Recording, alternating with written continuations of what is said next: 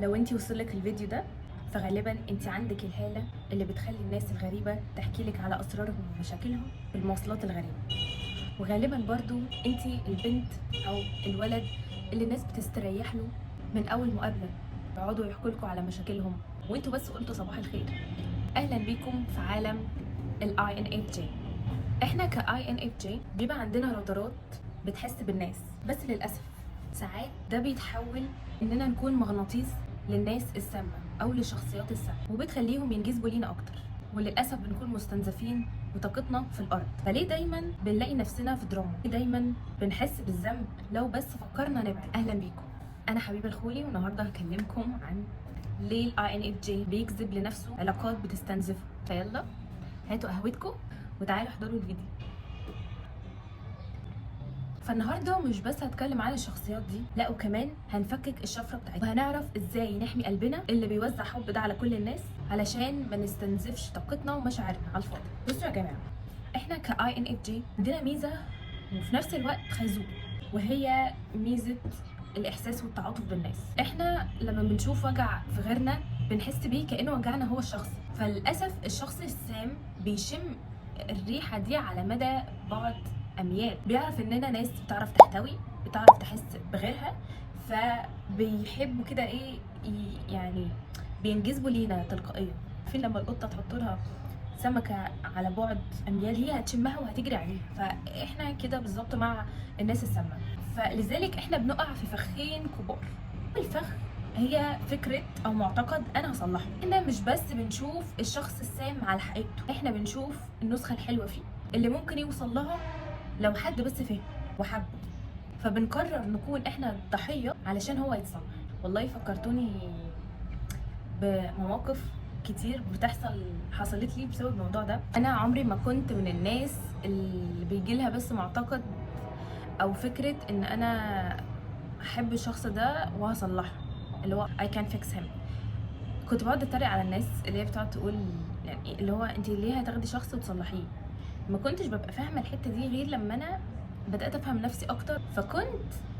انا كنت بجد بشوف الناس نفس الكلام اللي انا بقوله لكم ده. كنت لما بشوف حد مش كويس، بشوف حد مش حلو، مش هقول مؤذي، بس حد مش كويس، شخصيته مش كويسه، بحس ان انا بكون شايفه روحه. بقعد اقول هو الشخص ده في حاجه كويسه يا جماعه، يعني انا عارفه ان هو في حاجه كويسه، بس انا مش عارفه يعني مش عارفه اعمل له ايه ولا كده. وكنت برضو بحاول اكون الشخص اللي هو انا مش بقى بقول هصلحه، لا بس بقولها بطريقه تانية، اللي هو انا شايفه روحه، فبالتالي انا حابه ان انا اللي هو اكون جنبه، عايزه اساعده. عارفين دور المنقذ وكده.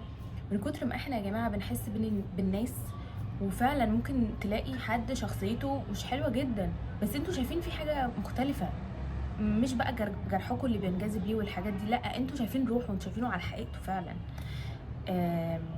فبتقعدوا تقولوا الشخص ده روحه حلوه بس هو شخصيته وحشه او نفسه وحشه، فاهمين؟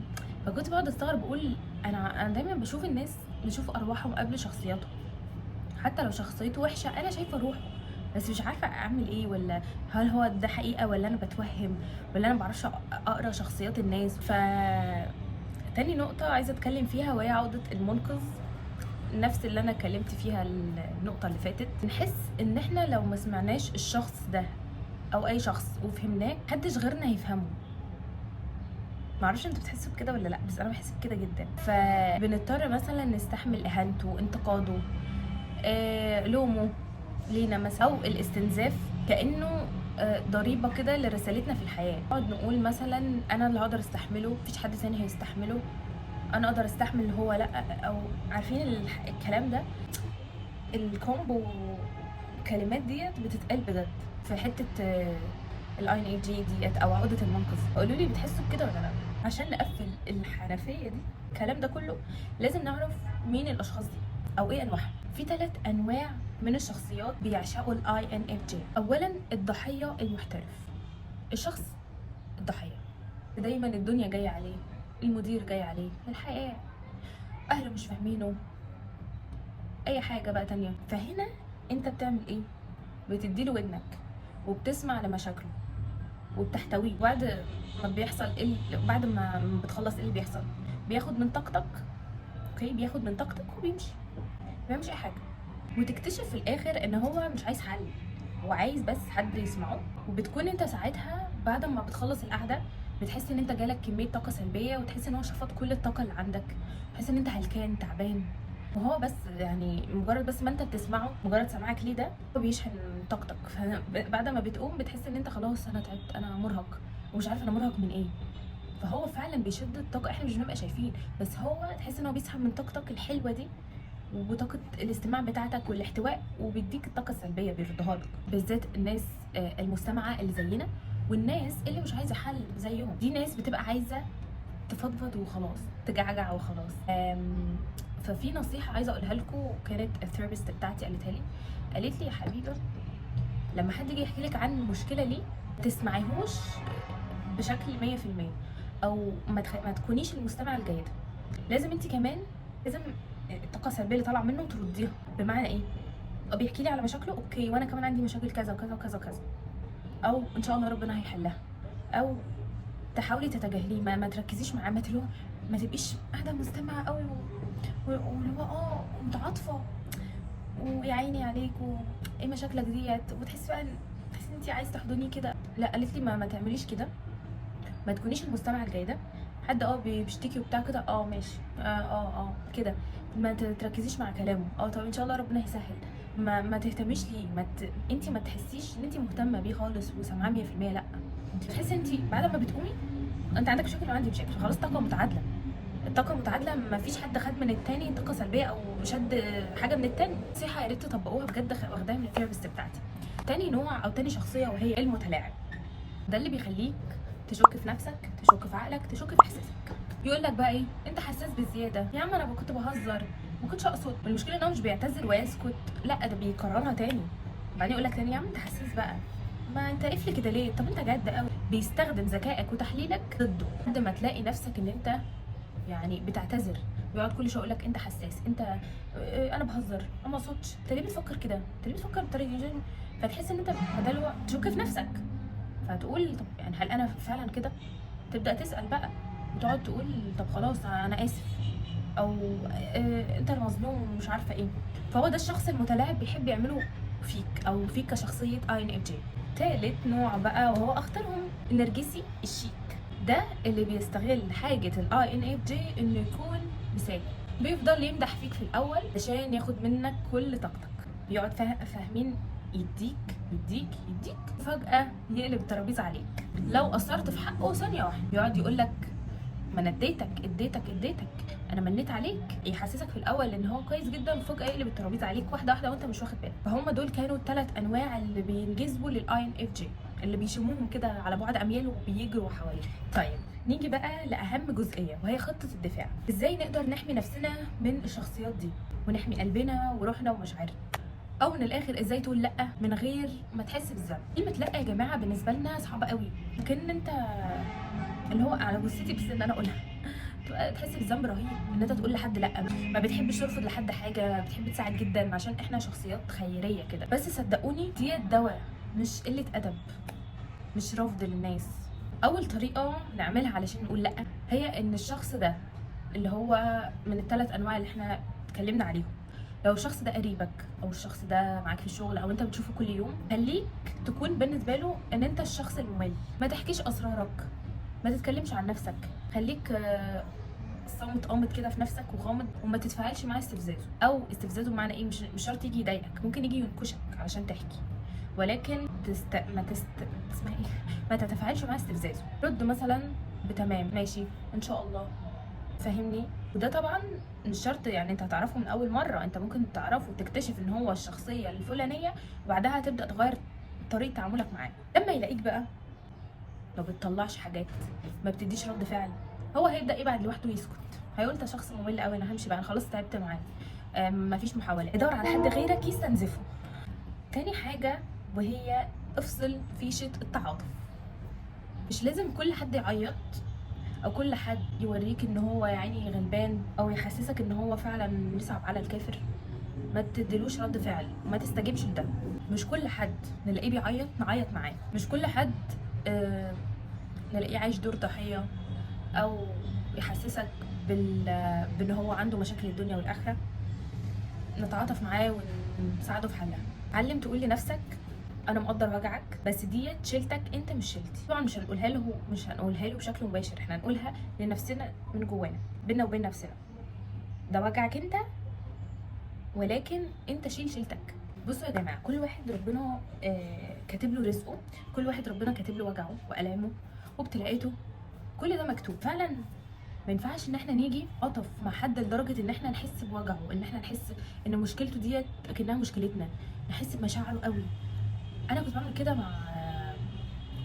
مع اغلب حاجه، كنت بتفاعل مع اغلب الحاجات، سواء كانت موقف حياتيه في الواقع او على الانترنت. يعني مثلا ممثله اتطلقت، كنت ببقى من جوايا زعلانه لها قوي، بقعد ادعي ربنا يا رب يردها لطليقها. او مثلا انا بكون بحبها قوي لدرجه ان انا مش عايزاها تبقى زعلانه، لدرجه ان انا مش عايزاها تحس بوجع، مش عارفه ايه. طب انا مالي؟ طب ما هو ده وجعها، ده وجعها، يعني هو ربنا كاتب لها ان هي تعيش الوجع ده عشان تتعلم درس معين. طب انا مالي؟ انا ليه اتدخل في حياه او مسار رحله حد تاني؟ يعني انا مالي؟ ممكن تكون اصلا هي في الحقيقه مبسوطه ان هي اتطلقت، ممكن تكون اصلا هي في الحقيقه مش زعلانه اكتر ما انا اللي زعلانه، ممكن تكون حالتها المزاجيه عاديه جدا. فواحده واحده لما بقيت بحس بالناس قوي كده، والاقي بعدها ان الناس مش باين عليها، طب انا كنت زعلانه ليه قوي كده؟ يعني انا ليه؟ افرض هو زعلان بس مش قوي زي ما انت مقهور قوي زعلان عليه، او اكن انت اللي ماتلك حد. يعني كل حد عادي، كل واحد يعيش تجربته ووجع هو. انا مش، ده مش وجعي، ودي مش شيلتي، ودي مش مسؤوليتي ان انا اشيل شيلتك. فلما بدات اتعلم ده مره ورا التانية، بدات ادرك واحمي نفسي ان انا مش حد حصل له حاجه، معلش ربنا يقويه خلاص، ماليش دعوه، انا مش هتعاطف معاه. وبرده في نقطه تانية، ان ما ينفعش حد يعمل سلوك معاك يحسسك بالذنب. يعني لما حد يعمل معاك تصرف، لما حد معرفش يعني يعمل معاك اي تصرفات او اي موقف، فبالتالي انت بعد ما تفكر كده تقعد مع نفسك تقول انا متضايق، انا حاسس بالذنب، طب اقدر اساعده ازاي؟ عارفين الناس شحاتين اللي بتبقى في الشارع، اللي هي بتقعد حاجه لله حاجه لله، وفي نفس الوقت تكون لابسه اوحش حاجه عندها، وفي الاخر تكون اصلا ولا شحاته ولا حاجه، هي بتشتغل شحاته بس مش اكتر. مش بقول ان احنا ما نتصدقش، بس نتصدق في حته مضمونه. دلوقتي انتوا شايفين في العالم دلوقتي في ناس كتير قوي نصابه، وفي ناس كتير مش حقيقيه. فبالتالي برضو مع كل ده زاد المؤسسات وزادت الاماكن التبرع او التطوعات اللي هي بتبقى موثوقه جدا، سواء كانت اعلانات على التلفزيون او مؤسسات خيريه معروفه. فمش شرط ان احنا اي شحات نشوفه نديله فلوس. وطبعا انا مش بجبركم تعملوا كده، بس انا قصدي انتوا بصوا لنفسكم. انتوا لما تبقوا ماشيين في الشارع عادي، انتوا لو شفتوا حد شحات انتوا من جواكم عايزين تدوا له فلوس، روحوا ادوا له. لكن مش يجي يقعد يشحت لدرجه ان هو يحسسكم بالذنب لو انتوا ما اديتولوش فلوس، او اللي هو لو انتوا ما اديتولوش فلوس انتوا بقى هتاخدوا سيئات بقى، او مثلا هتضيعوا على نفسكم فرصه، او يعني عارفين احساس ان حد يحسسكم ان في فرصه عليك هتضيع. انا حسسك بالذنب ومشاعر التعاطف، خليك تديني غصب عنك. عارفين التلاعب ده لوحده تلاعب، انتوا مش متخيلين. وبالذات الناس اللي INFJ والمتعاطفه والحساسه، يعني الناس دي هتبقى فاهمه كلامي قوي قوي قوي، مش الناس العاديه. الناس العاديه عادي ممكن تدي مره وما تديش، يعني عادي، لو انا مش معايا فلوس عادي. لكن الناس دي بالذات هتجبر نفسها لو هي مش معاها فلوس هتطلع اي حاجه عشان تديله، عشان ما تحسش باحساس ان هي مش متعاطفه. دي فكفايه كلام كتير في الموضوع ده. تالت نقطه عشان نقدر نقول لا من غير ما نحس بالذنب، وهي شحن البطاريه. احنا INFJ بنحب نقعد لوحدنا عشان نقدر نشحن نفسنا تاني، علشان ما يجيلناش بيرن اوت من نفسنا او من الناس. صحابك قالوا لك تعالى نخرج، او تعالى نروح الحته الفلانيه، او مرتبين خروجه مثلا في الشهر، وانت جيت في الوقت ده حاسس ان انت خلاص مش قادر تخرج، قول له لا انا مش هقدر اخرج، قول له انا عندي التزامات. يا اما لو هو مقرب قوي يقعد يسال بقى انت عندك ايه، انت مش عارفه ايه، اتحجج له باي حجه، انا مش هخرج. يعني قول لنفسك لا، مش ان انت هتجبر نفسك ان انت تنزل وان انت تروح وتقول لا ده انا هتبسط، لا ده ممكن تكون حلوه مش عارفه ايه. انا ياما جيت على نفسي عشان انزل خروجات زي دي لمجرد ان انا هضيع فرصه، او هضيع كام صوره، او هضيع مثلا قعده حلوه، مع ان انا ممكن اكون انا من جوايا مش احسن حاجه، او مش قادره. اوقات كنت باجي على نفسي واروح وفعلا بتبسط، واوقات تانية بقى الكتير ان انا فعلا ببقى راجعه مش مبسوطه، هتقول انا فعلا ما كنتش مبسوطه ويا ريتني كنت قلت لا. فعايزاكم تعملوا كده فعلا. انتوا مش قادرين تروحوا في حته، مش قادرين تعملوا حاجه، قولوا لا. ان طاقتك ديت، طاقه الاي ان اف جي ديت، دي راس مالك. انت المفروض تستخدمها في ان انت تطور من نفسك، ان انت تبدع، ان انت تعمل اعمال خيريه فعلا، ان انت تتطوع لوجه الله، مش ان انت حد يجبرك تتطوع، او ان انت تدي لحد حاجه لمجرد ان هو بيجبرك تعملها. الدنيا ليلت، عايزه ايد البتاع. لو طاقتك دي خلصت انت مش هتقدر تساعد ولا نفسك ولا الناس، ومحدش هيسال عنك. هتقعد كده زي الحزين، محدش هيقدر يقومك. انت برضو اللي هتقوم نفسك بنفسك، وبان انت تروح لثيرابيست بقى، ولا تروح لدعم نفسي، ولا اي حاجه. انت اللي هتقوم نفسك بنفسك والله. وفي الاخر ليه؟ علشان الناس تانية جيت تشحن عندك وشدت منك الطاقه دي كلها ومشيت في الاخر من غير اي مقابل. يعني يا جماعه، اي حاجه في الدنيا، اي قانون معروف اللي هو خد وهات، عطاء مقابل حاجه. بقدم خدمه باخد فلوس، فلازم في تبادل للطاقه. فان انت تقعد تسمع حد ساعه في الاخر هو انا ارتحت قوي ان انا اتكلمت معاك ومشيت، اعمل ايه يعني؟ انا في الاخر انا اللي ما ارتحتش، انا اللي تعبت. يعني طب اعمل حاجه، طب حسسني ان انت خدت حل مني مثلا، او هتطبق. طب المفروض انا احكي، المفروض انا اللي احكي لك يعني على مشاكلي، او يبقى في تبادل. مفيش خالص، هو بيقعد يرغي ما بيديلكش فرصه تتكلم، وفجاه يقوم ويمشي. طب انا ايه المقابل؟ انا اللي هبقى تعبانه وضيعت ساعه من وقتي مقابل ان انا اسمعك وخلاص. يعني تقعد بقى تتكلم مع شات جي بي تي احسن. الاي ان اف جي يا جماعه لما بيقفل الباب بتاعه بيقفله بجد، لما بيعوز يمشي من علاقه بيمشي منها بجد وما بيرجعش. بس نصيحتي ليكم، ما تستنوش لما تجيبوا اخركم وتنهاروا ويجيلكوا بيرن اوت علشان تقفلوا بابكم.